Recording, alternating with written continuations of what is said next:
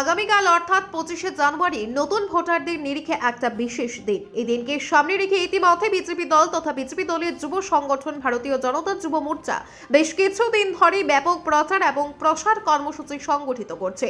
আগামীকাল নতুন ভোটার দিবসকে সামনে রেখে শাসক দলের যুব সংগঠনের তরফ থেকে রাজ্যের প্রায় প্রতিটা প্রান্তরে নতুন ভোটারদেরকে নিয়ে বিশেষ সচেতনতামূলক কর্মশালার আয়োজন করা হয়েছে।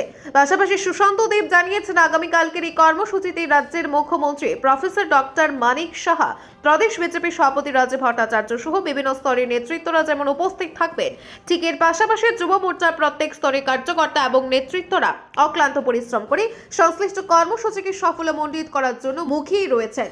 পাশাপাশি আজকের এই সাংবাদিক সম্মেলনের মধ্য দিয়ে সুশান্ত দেব এটাও জানিয়েছেন, ইতিপূর্বে বিজেপির কেন্দ্রীয় সভাপতি জগৎ প্রকাশ নাড্ডা এবং যুব মোর্চার কেন্দ্রীয় সভাপতি উপস্থিতিতে নতুন ভোটারদেরকে নিয়ে বিশেষ ওয়েবসাইটের আত্মপ্রকাশ হয়েছে, যেগুলোর মধ্যে গোটা দেশের নতুন ভোটারদের পাশাপাশি রাজ্যের ভোটাররাও বিশেষভাবে ইতিবাচক ভূমিকা পালন করছে। আমাদের কাছ থেকে বার্তা পেয়ে যে সমস্ত সাংবাদিক ভাই বন্ধুরা বিভিন্ন ইলেকট্রনিক এবং প্রেস মিডিয়া থেকে এসেছেন, প্রত্যেকে আবারও আমার অন্তঃস্থল থেকে আন্তরিক ধন্যবাদ ও কৃতজ্ঞতা জ্ঞাপন করছি। আমি গত মাসের 30 তারিখে যুব মোর্চার ত্রিপুরা প্রদেশ কমিটির সভাপতি হিসেবে নিযুক্তি পাওয়ার পরেই প্রথম আমার প্রেস কনফারেন্স, এবং আমরা সবাই জানি আগামীকাল 25 তারিখ ন্যাশনাল ভোটার্স ডে। এই দিনে ভারতীয় জনতা যুব মোর্চার উদ্যোগে সারা দেশব্যাপী একটা বিশাল কার্যক্রমের আয়োজন করা হয়েছে। কার্যক্রমের নাম দেওয়া হয়েছে নব মতদাতা সম্মেলন, মানে যারা নতুন ভোটার আছে, নতুন ভোটারদেরকে নিয়ে সম্মেলন। সেই সম্মেলনকে সম্বোধন করবেন আমাদের দেশের যশস্বী প্রধানমন্ত্রী নরেন্দ্র মোদীজি। অরুন্ধতী নগর উচ্চতর মাধ্যমিক বিদ্যালয়ে জাতীয় সেবা প্রকল্পের সপ্তাহব্যাপী বার্ষিক প্রশিক্ষণ শিবিরের অংশ হিসাবে আজ এক স্বেচ্ছা রক্তদান শিবির আয়োজন করা হয়। সংশ্লিষ্ট রক্তদান শিবির আয়োজন ঘিরে এনএসএস স্বেচ্ছাসেবক সহ সংশ্লিষ্ট বিদ্যালয়ের ছাত্র এবং শিক্ষকদের মধ্যে দারুণ তৎপরতার ভাব পরিলক্ষিত হয়। এদিকে সারা জাগানো রক্তদান শিবিরে প্রধান অতিথি হিসেবে উপস্থিত থেকে নিজের আলোচনায় অংশগ্রহণ করে আগরতলা পৌর নিগমের মেয়র দীপক মজুমদার গোটা আয়োজনের ব্যাপক প্রশংসা করেন। যারা এই রক্তদানের মতো মহতি কর্মকাণ্ডে এগিয়ে এসেছেন তাদের প্রতি শুভেচ্ছা জানিয়ে শ্রী মজুমদার আগামী দিনে রক্তদান সহ সামাজিক কর্মকাণ্ডে প্রত্যেককে এগিয়ে আসার আহ্বান জানান। এখানে উল্লেখ করা প্রয়োজন, অরুন্ধতী নগর উচ্চতর মাধ্যমিক বিদ্যালয়ে এনএসএস এর বার্ষিক প্রশিক্ষণ শিবিরের অঙ্গ হিসেবে এবার রক্তদান সহ রকমারি কর্মসূচির আয়োজন করা হয়েছে। মেন যে কাজটা হচ্ছে রক্তদান শিবির, তারা রক্তদান করবেন। আমি আজকে মহসিন তাদেরকে অনেক শুভেচ্ছা জানাই। আমার এটা একটা সামাজিক পড়াশোনার সঙ্গে সঙ্গে প্রতিগত বিদ্যার অন্য কাজের সঙ্গেও সামাজিক একটি কর্তব্য, সামাজিক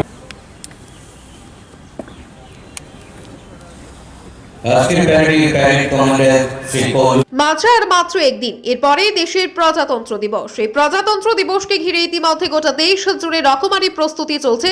বিশেষ করে প্রতি বছরের মতো এবছরও যাতে করে আরো বেশি করে বর্ণময় আয়োজনের মধ্য দিয়ে প্রজাতন্ত্র দিবসের বার্তাকে ছড়িয়ে দেওয়া যায়, তার জন্য গোটা দেশের প্রশাসন কাজ করছে।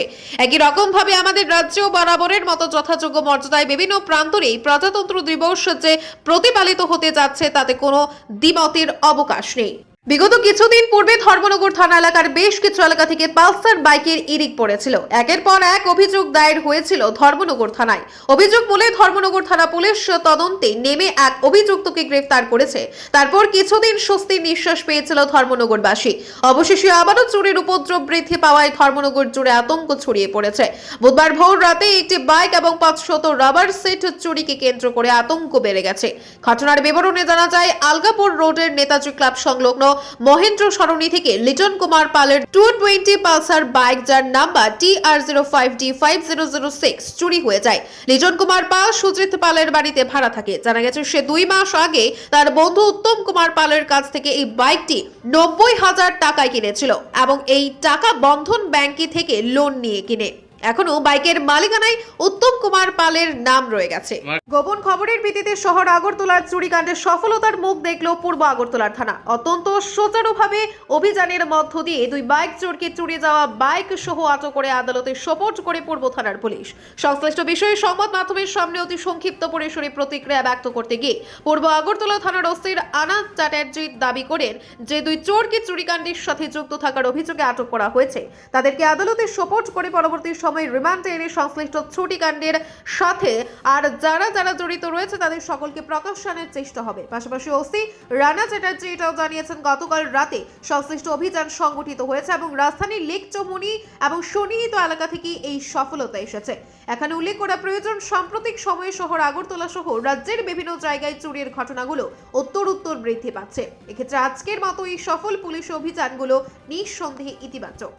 বিগত বছর দুয়েক আগে গোটা ভারতবর্ষকে এক প্রকার আলোকিত করে কৃষক আন্দোলন সংগঠিত হয়েছিল। তদানীন্তন সময়ে এই কৃষক আন্দোলনকে কেন্দ্র করে একের পর এক বিভিন্ন ঘটনাবলী সংগঠিত হয়েছিল।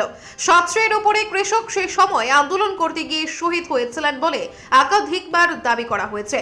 মূলত সংযুক্ত কিষাণ মোর্চার ডাকে সংশ্লিষ্ট আন্দোলন তিনটি বিতর্কিত কৃষি আইনকে বাতিলের দাবিতে দীর্ঘ 284 দিন অতিবাহিত করার পর দেশের সরকারের মৌখিক প্রতিশ্রুতির ভিত্তিতে সেই আন্দোলনের উপর জবনিকাপাত ঘটে। ওই সময় দেশের সরকার ঘোষণা করেছিলেন কৃষি আন্দোলন করতে গিয়ে যারা শহীদ হয়েছিলেন তাদের পরিবারকে উপযুক্ত ক্ষতিপূরণ দেওয়া হবে। সংশ্লিষ্ট ক্ষেত্রের যে মামলাগুলো ছিল সেগুলো তুলে ধরা হবে এবং বিদ্যুৎ সংক্রান্ত বিষয়কে বেসরকারীকরণ হতে দেওয়া হবে না। আমাদের দেশের কৃষি ব্যবস্থার উপর চরম আঘাত নিয়ে এসেছে এই বিজেপির সরকার।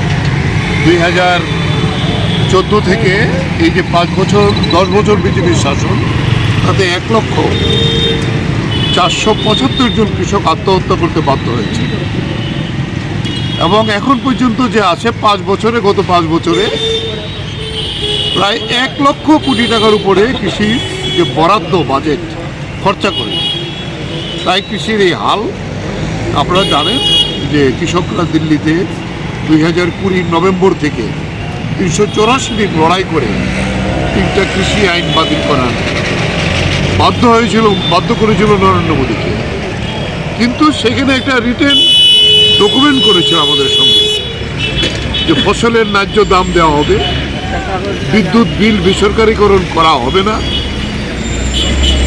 আরও এরকম আমাদের যারা কেস হয়েছিল যাদের বিরুদ্ধে তাদের সেখানে কেসগুলো তুলে নেবে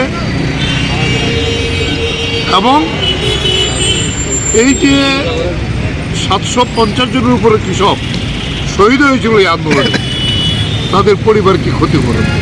কিন্তু আজকে 2 বছর হয়ে যাওয়ার পরেও এই দাবির একটাও সম্পর্কে কোনো প্রশ্ন আসলে কথা হয়। তাই এই 26শে জানুয়ারি প্রজাতন্ত্র দিবসে আসন্ন লোকসভা নির্বাচনকে সামনে রেখে কেন্দ্রীয় বিজেপি নির্দেশে ত্রিপুরা প্রদেশ বিজেপি প্রতিদিন বিভিন্ন প্রকারের কর্মসূচি গ্রহণ করে ময়দানে বিচরণ করছেন।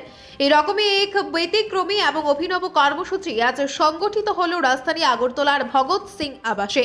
এই কর্মশালায় মূলত রাজ্যের বিভিন্ন প্রান্তের যে সমস্ত সহসহায়ক দলগুলো মহিলাদের দ্বারা পরিচালিত হচ্ছে এবং মহিলাদের দ্বারা পরিচালিত সামাজিক সংগঠন যেগুলো রয়েছে সেগুলোর মধ্য দিয়ে এই সময়ের মধ্যে দেশের সরকার কর্তৃক গৃহীত বিভিন্ন প্রকারের ইতিবাচক বিষয়ে যেগুলো মহিলা সশক্তিকরণের সাথে যুক্ত সেগুলোকে প্রচার করার কৌশল গ্রহণ করা হচ্ছে বলে জানা গেছে। গোটা বিষয় নিয়ে নিজের অভিমত ব্যক্ত করতে গিয়ে প্রদেশ বিজেপি সভাপতি রাজীব ভট্টাচার্য দাবি করেছেন এই সময়ের মধ্যে দেশের প্রধানমন্ত্রী নরেন্দ্র মোদীর বিভিন্ন প্রকারের কৌশল বা পরিকল্পনার মধ্য দিয়ে দেশের মহিলাদের স্বস্তি করার জন্য নানাবিধ প্রয়োগ জারি রেখেছেন।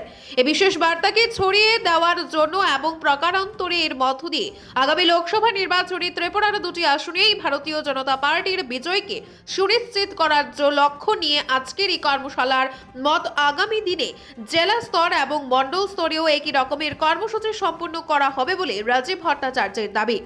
আজকের এই কর্মশালায় রাজীব ভট্টাচার্য ছাড়াও পুর নিগমের মেয়র দীপক মজুমদার, রাজ্যের মন্ত্রী টিঙ্কু রায়, প্রদেশ বিজেপির অন্যতম শীর্ষ নেতৃত্ব পাপিয়া দত্ত প্রমুখদের উপস্থিত থাকতে দেখা গেছে। আমরা আমাদের এই ত্রিপুরা রাজ্যে এসএসজি এবং এনজিও যারা পরিচালনা করেন তাদের সঙ্গে জনসম্পর্ক করা, তাদের সুখ দুঃখ, তাদের সুবিধা অসুবিধাগুলি অনুধাবন করা, এটা আমাদের একটা পার্টির রুটিন ওয়ার্ক।